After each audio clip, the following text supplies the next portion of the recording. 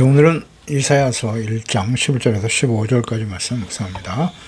1장 11절 15절 말씀. 여호와께서 말씀하시되 너희의 무수한 재물이 내게 무엇이 유익하니요? 나는 순양과 번제와 살진 짐승의 기름에 배불렀고 나는 수송아지나 어린 양이나 순염소의 피를 기뻐하지 아니하노라. 너희가 내 앞에 보이러 오니 이것을 누가 너에게 요구하였느냐? 내 마당만 밟을 뿐이니라. 헛된 재물은 다시 가져오지 말라. 분양은 내가 가증히 여기는 바요 월삭과 안식일과 대회로 모이는 것도 그러하니 성회와 아울러 악을 행하는 것을 내가 견디지 못하겠노라. 내 마음이 너희의 월삭과 정한 절기를 싫어하나니 이것이 내게 무거운 짐이라. 내가 지기에 곤비하였느니라. 너희가 손을 펼 때 내가 내 눈을 너희에게서 가리고 너희가 많이 기도할지라도 내가 듣지 아니하리니 이는 너희의 손에 피가 가득함이라. 아멘. 하나님께서 미워하시는 헛된 예배와 기도. 하나님께서는 이사야 선지자를 통해서 하나님의 언약의 백성 이스라엘과 유다 왕국의 영적인 타락이 크게 달했음을 잘 보여주고 있습니다. 그래서 심판과 회개 말씀을 전하게 하셨고요. 북이스라엘은 아수르에 의해서 멸망과 심판을 앞두고 있었고 유다는 악한 우상숭배에 빠져 있었던 아스왕 시대에 당시 백성들은 성전에 나와 수많은 제사를 드리고 있었습니다만 북이스라엘은 여로보암 이후에 송아지 우상에서 전혀 벗어나지 못하고 있었고 예루살렘에 성전이 있었던 유다 역시 또 제사는 드리고 있었지만 형식은 갖추고 있지만 그들의 삶은 불의와 압제로 가득 차 있었던 것이죠. 하나님은 이러한 이중적인 모습을 더 이상 용납하지 않으십니다. 가증히 여기시죠.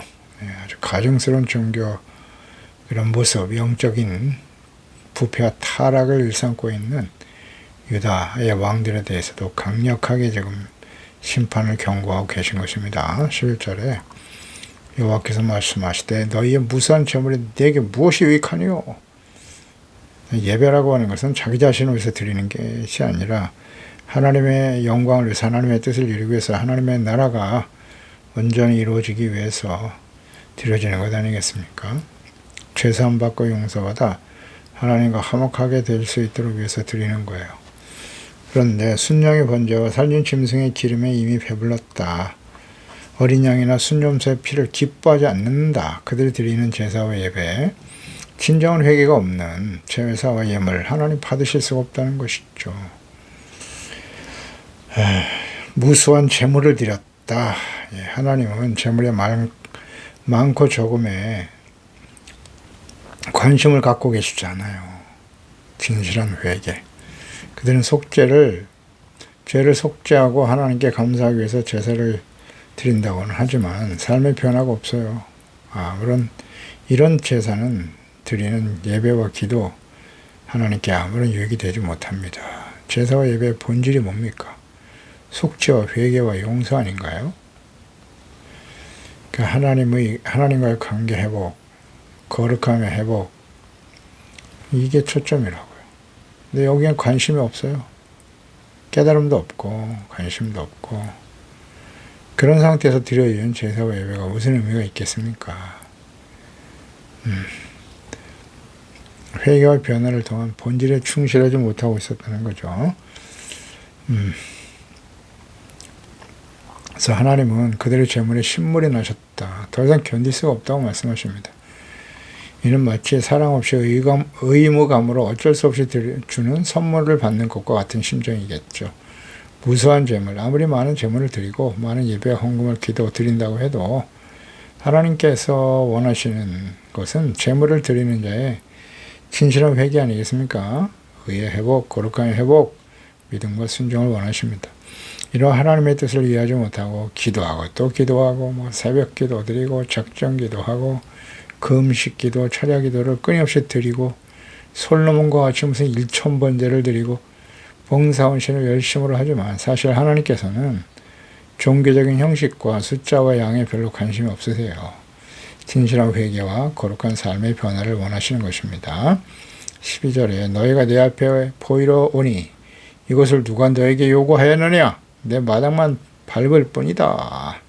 수많은 제물을 드렸지만 하나님은 당시 이스라엘 백성들의 그 드려지는 제사, 예배, 마당만 밟는 것이다 라고 말씀하십니다. 이는 그들의 제사와 제물과 헌물이 하나님과의 인격적인 만남이 아니라 아무런 의미 없이 공간만 차지하는 공원 행위였다는 거죠. 보이러 온다라는 표현, 성전에 나가 제사 드리는 것이 그것에 임재하시는 하나님을 뵙기 위한 것이고 하나님을 인격적으로 만나는 일이었으나 그들의 마음 상태 때문에 하나님과의 진정한 만남이 이루어지지 않았습니다. 죄악에서 돌이켜보자 하는 진실한 마음이 없지 않습니까? 그런 상태에서 드려지는 제사와 예배, 그 성전에 나와서 드려지는 것은 그냥 마당만 밟는 것뿐이다. 형식적인 모습에 치우치고 말았다는 거예요. 아무 의미가 없음을 강조하신 거죠. 누가 이런 것들을 너에게 요구하였느냐? 회개하고 통회하는 마음, 거룩함을 회복하려고 하는 진실한 의미 없이 드리는 제사와 제물을 하나님께서는 결코 원치 않으십니다. 오늘날 하나님의 교회에 나와서 예배하고 헌금하고 기도하고 봉사하는 교인들, 예배의 의미와 본질과 목적에 대한 이해가 없이 그저 종교적인 열심, 그 행위가 하나님 행위만 드린다고 하는 것은 하나님의 나라의 마당만 밟고 가는 의미 없는 예배라는 사실을 강조하고 계시는 것입니다.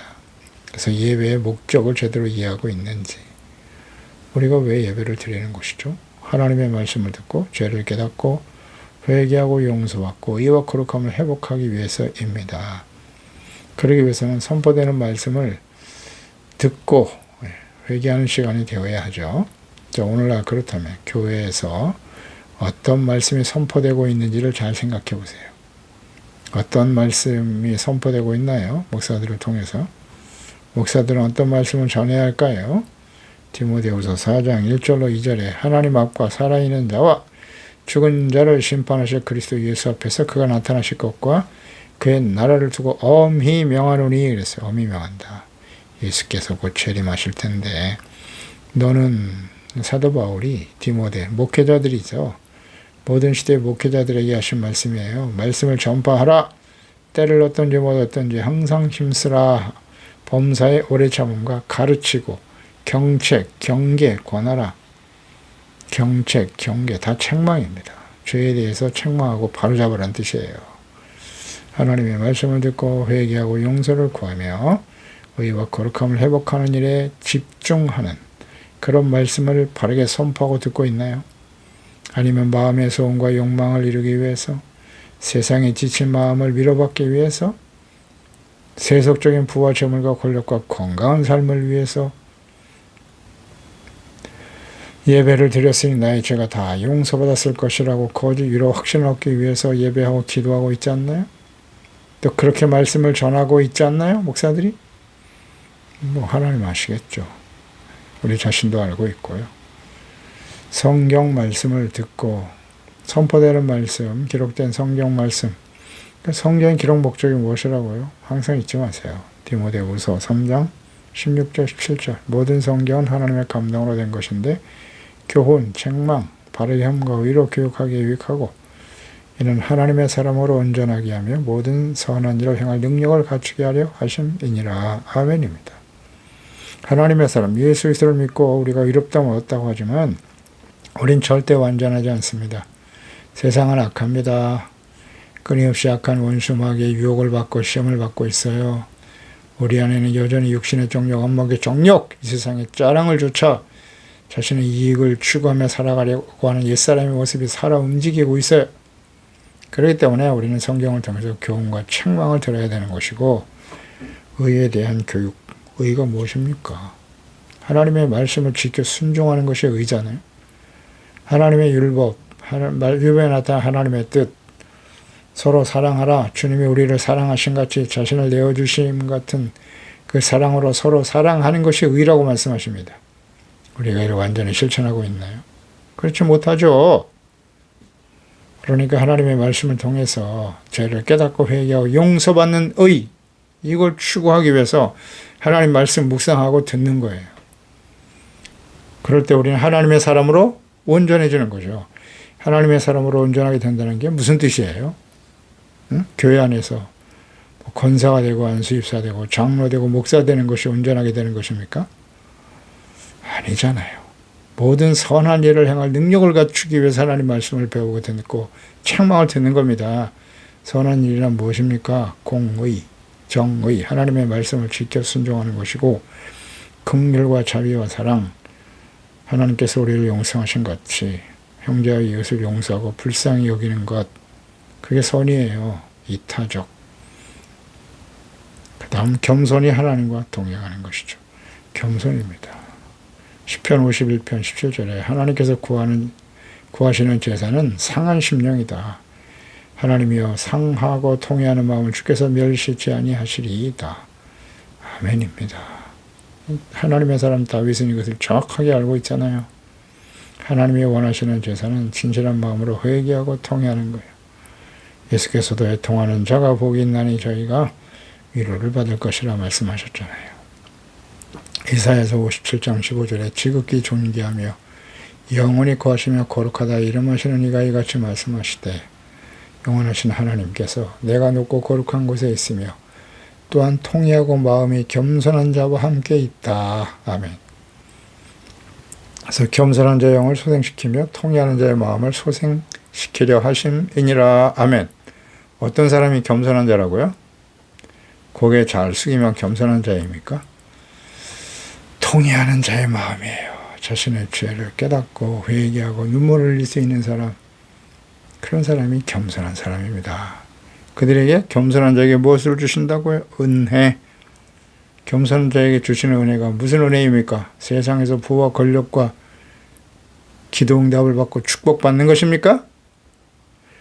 용서입니다. 용서. 진실한 마음으로 회개하고 기도할 때 용서해 주시고 하나님과의 관계가 회복되고 그 안에서 참된 위로와 평안을 얻게 되는 거예요. 그게 은혜 아닌가요?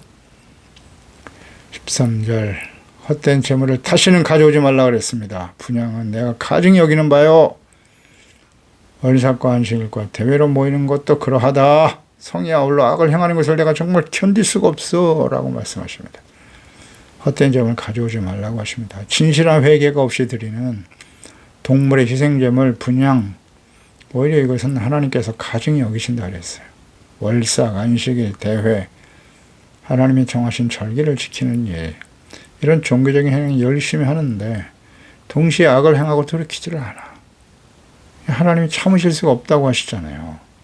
성애와 아울러 악을 행하는 것을 내가 견딜 수가 없다. 여호와께서 백성들의 제사를 혐오하고 가증히 여기시는 이유에 대한 분명한 설명이죠.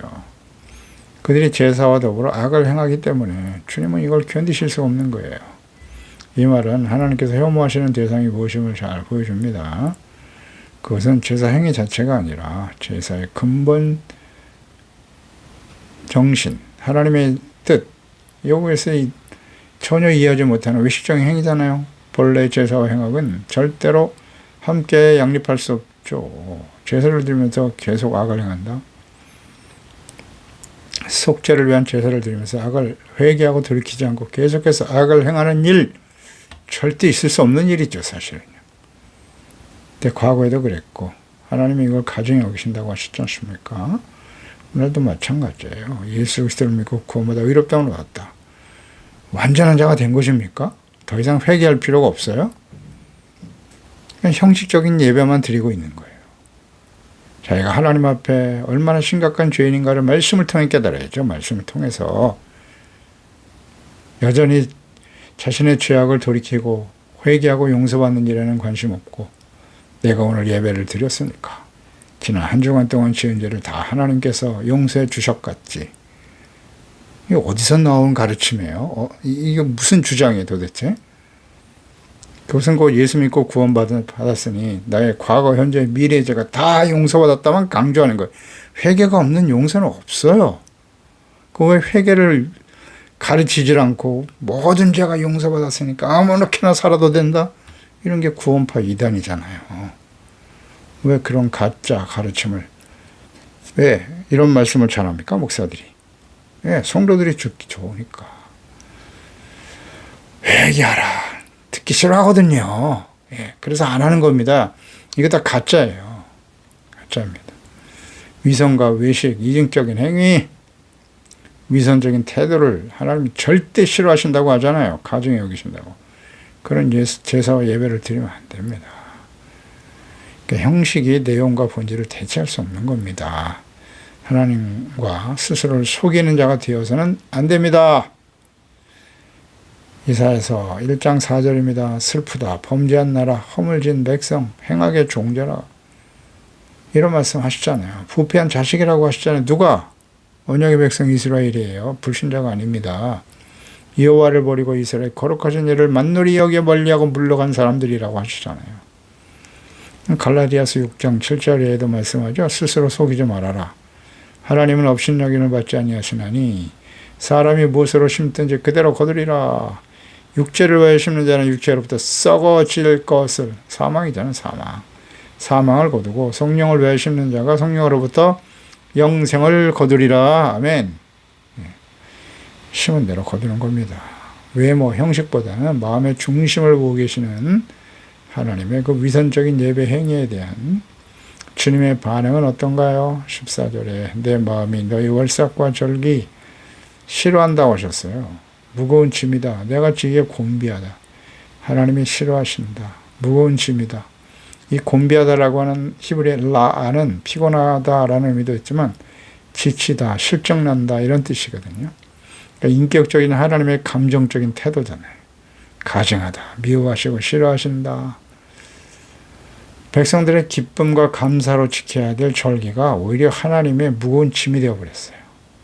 사랑하는 자녀가 위선적으로 행동할 때 부모가 느끼는 그 고통과 슬픔과 피곤함이겠죠. 안타까움.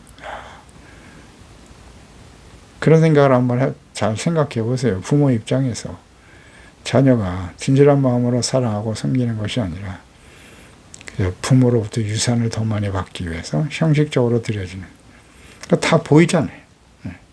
그럴 때 부모의 마음이 어떻겠어요? 하나님은 그들의 위선적인 예배를 감당하기에 정말 지치셨다 그랬어요. 죄가 하나님과의 관계에 얼마나 심각한 큰 고통을 안겨주는지를 생각해 봐야 돼요. 하나님을 고통스럽게 하는 일을 조심해야 됩니다. 우리가 드리는 예배와 기도, 주일 성수, 11조, 봉사와 헌신에 대해 하나님께서 어떻게 보고 계실까를 생각해 보세요. 요한복음 4장 24절에 예수께서 하나님은 영이시다. 예배하는 자가 영과 진리로 예배해야 한다.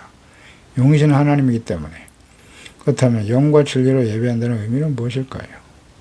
본문 말씀과 연결해서 묵상해 보아야 합니다. 성령님의 인도하심을 따라 진리의 말씀을 듣고 회개하고 용서받아 의와 거룩함을 회복하는 예배와 기도를 드리고 있는가를 생각해 봐야 합니다. 그렇지 않습니까? 어떤 기도와 예배를 드리고 있는가? 육의 생각이 아닌 영의 생각으로 성령님의 인도하심을 따라 예배하고 있는가? 어떻게 할 수 있죠? 로마서 8장 6절로 9절이잖아요.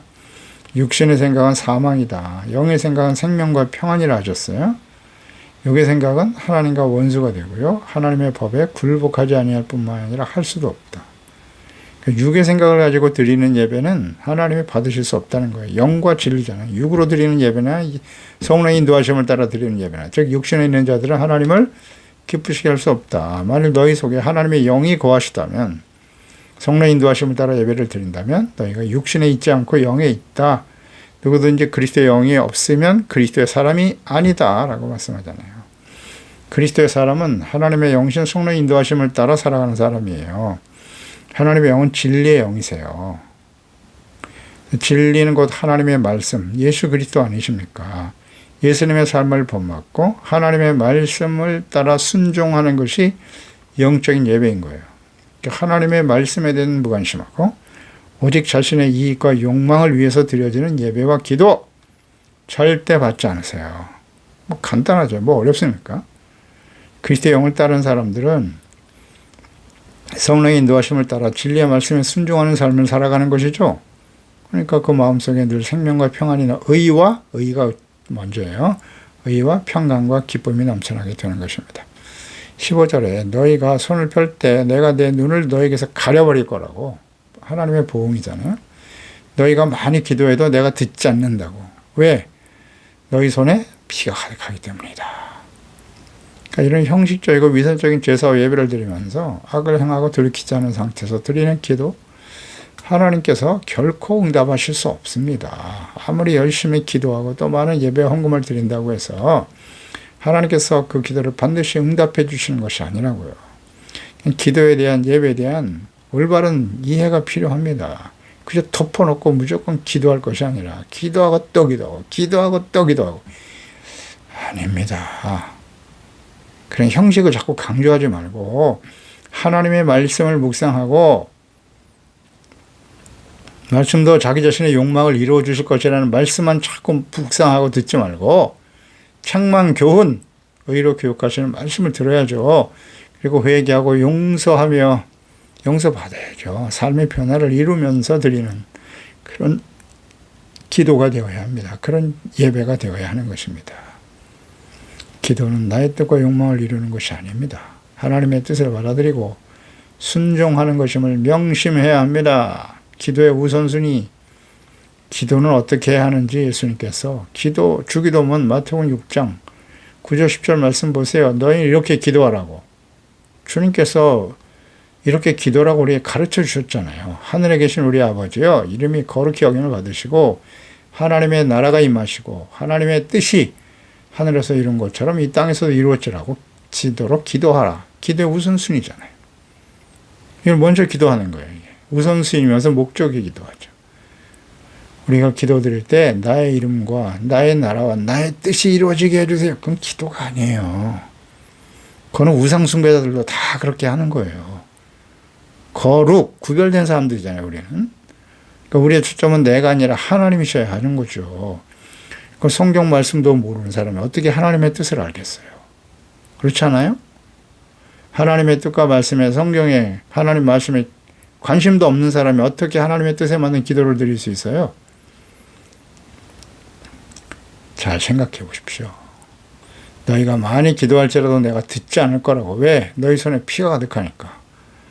피라고 하는 것은 문자적인 살인을 의미하는 것이기도 하겠지만 고아와 과부를 무시하고 약한 자들의 것을 착취하는 이런 모든 종류의 폭력과 불의와 악을 다 포함하는 단어잖아요. 죄를 의미하는 거예요. 가장 경건해 보이는 기도와 예배, 설교 등의 종교적인 경건의 모양조차도 그들의 죄악된 마음과 행위로 하나님의 이름과 거룩함이 더럽혀지고 있었다는 거죠. 거룩함과 의로움이 없는 상태에서의 기도와 예배, 헌신, 공허한 외침이에요. 하나님을 괴롭히는 겁니다. 하나님 듣지 않으세요. 절대 응답하시지 않습니다. 그런데 계속 기도하고 또 기도하기만 하면 하나님께서 기적을 베풀어 주실 것이라고. 왜 자꾸 거짓말을 전해요? 또 그런 걸 듣기를 좋아하고 악한 원수마귀 사탄의 속임에 넘어갈 위험성이 매우 큽니다. 이런 가르침을 계속 듣게 되면 사탄 마귀는 악을 행함으로 드리는 기도에 응답해서 더 많은 재물, 권력과 명예를 안겨준다고 말해요. 그렇게 말하는 건 그건 거룩한 하나님의 종들이 아니에요. 모르겠습니까? 누가복음 4장 5절이야. 예수께서 시험 받으실 때 마귀가 또 예수를 이끌고 올라가서 순식간에 천하만국을 보여주잖아요. 그러면서 말하기를 이 모든 권위와 영광은 내가 너에게 주리라. 내게 넘겨준 것인데 내가 원하는 자에게 줄 거야. 그러므로 내가 만일 내게 절하면 다 너의 것이 될 거야. 예수께서 대답하여 이르시되 기록된 바 주 너의 하나님께 경배하고 다만 그를 섬기라 하였나니라. 말씀으로 물리치셨잖아요. 이 악한 원수 마귀의 유혹 우리 가운데 계속되는 거예요. 모든 시대 하나님의 자녀들에게. 내가가 누굽니까? 예수님을 미혹했던 원수 마귀가 예수를 믿고 구원받은 하나님의 자녀들에게 이렇게 미혹하고 있는 겁니다. 나에게 절해. 그러면 이 모든 것을 내가 너에게 줄 거라고. 아까 불의를 행하는데도 부자 되게 하고 권력과 세속적인 성공을 누리게 해줄 것이라는 거예요. 내가 아까 불의를 행하고 있는데도 이 모든 것을 누리고 있다?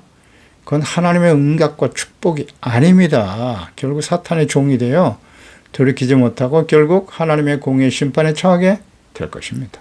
그렇다고 이게 해줘야 되잖아요. 그게 올바른 목자 아닌가요? 그게 성경이잖아요. 하나님의 뜻이잖아요. 근데 그렇지 않다고 말하죠. 어쩔 수 없어요. 이제 예수님의 재림과 마지막 심판을 향해서 달려가고 있기 때문에 올바른 말을 책망과 바르게 함과 의로 교육하고 하나님의 사람으로 온전케 하는 일, 이 말씀을 전하는 종들의 말을 듣지 않습니다. 계시록 3장 17절 이하죠. 내가 말하기를 나는 부자라. 라오디게아 교회, 마지막 심판이 임박한 시대의 교회, 교인들의 모습이에요. 나는 부자다, 부요하고 부족한 것이 없다. 경제적으로 아주 부유한 시대에 살고 있잖아요. 그런데 공고한 것과 가련한 것과 가난한 것, 눈먼 것, 벌거벗은 것을 알지 못하는구나. 내가 너희를 권하노니 내게서 불로 연단한 금을 사서 부요하게 하고 흰 옷을 입어라. 사서 입어야 돼요. 벌거벗은 수치를 보이지 않게 하고 언약을 사서 눈에 발라보게 하라. 무릇 내가 사랑하는 자를 책망하여 징계하노니 그러므로 내가 열심을 내라 회개하라. 볼지어다 내가 문 밖에 서서 두드리노니 누구든지 내 음성을 듣고 문을 열면 내가 그에게로 들어가 그와 더불어 먹고 그는 나와 더불어 먹으리라. 이기는 자 그에게 내가 내 보좌에 함께 앉게 하여 주기를 내가 이기고 아버지 보좌에 함께 앉은 것과 같이 하리라. 아멘입니다. 기도하겠습니다. 하나님 아버지, 오늘도 주의 말씀을 듣습니다. 하나님께서 당시에 언약의 백성 이스라엘, 그들이 드리는 수많은 무수한 제물과 제사와 예배, 주님께서 기뻐하지 않는다 말씀하십니다. 왜냐하면 그들이 드리는 경건의 모양, 종교적인 의식을 행하면서도 함께 악을 행하고 있기 때문입니다. 더 많은 제사와 예배와 헌금을 드린다고 해서 하나님을 기쁘시게 하는 일이 아니라는 사실이에요. 그것을 주님은 헛된 제물이라고 말씀하십니다. 예수님의 그 십자가에 자신의 몸을 제물로 드려 우리를 의롭다함을 얻게 하시고 영원한 하나님의 자녀가 되게 하셨는데요. 우리가 여전히 육체의 욕심을 따라 옛사람의 구습을 쫓는 옛사람의 옷을 벗어버리지 못하고 악을 행하면서 드려지는 제사와 예배는 예수님의 그 십자가의 제물을 헛되게 하는 겁니다. 은혜를 헛되이 받는 자가 되지 않게 하여 주시옵소서. 하나님이 정말 너희가 드리는 기도와 예배, 헌물, 내가 너무너무 싫어한다. 지치고 곤비하다고 말씀하십니다. 주여, 우리의 기도와 예배 헌신이 그런 모습은 아닌가요? 그 이유는 하나님 앞에 열심히 많이 기도하고 예배드리지만 그 손에 피가 가득하기 때문이다. 죄악된 삶을 버리지 못하고 있기 때문이라고 말씀하시네요. 이것은 곧 마지막 예수 그리스도의 재림과 심판이 임박한 시대의 당시의 하나님의 백성들의 모습이 그러했잖아요.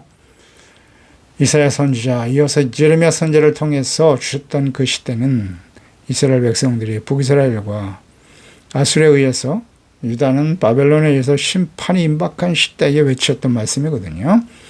그러니까 예수님의 재림과 마지막 심판이 임박한 시대에 오늘 이 시대 우리의 모습이잖아요. 예수 믿고 의롭다함을 얻은 하나님의 자녀들이 이와 같은 모습으로 흘러가고 있다는 사실을 인정하고 주여, 우리가 진정 주님의 말씀으로 책망을 듣고 열심을 내어 회개하며 돌이켜 거룩하고 진실된 하나님의 자녀로 살아가는 일에 힘쓸 수 있도록 주의 성령께서 날마다 깨우쳐 주시고 책망, 가르침, 경계, 권면의 말씀을 잘 듣고 돌이킬 수 있는 흠이 없고 책망받을 것이 없는 모습으로 주님 앞에 준비되게 하여 주시옵소서. 예수님의 이름으로 기도드리옵나이다. 아멘.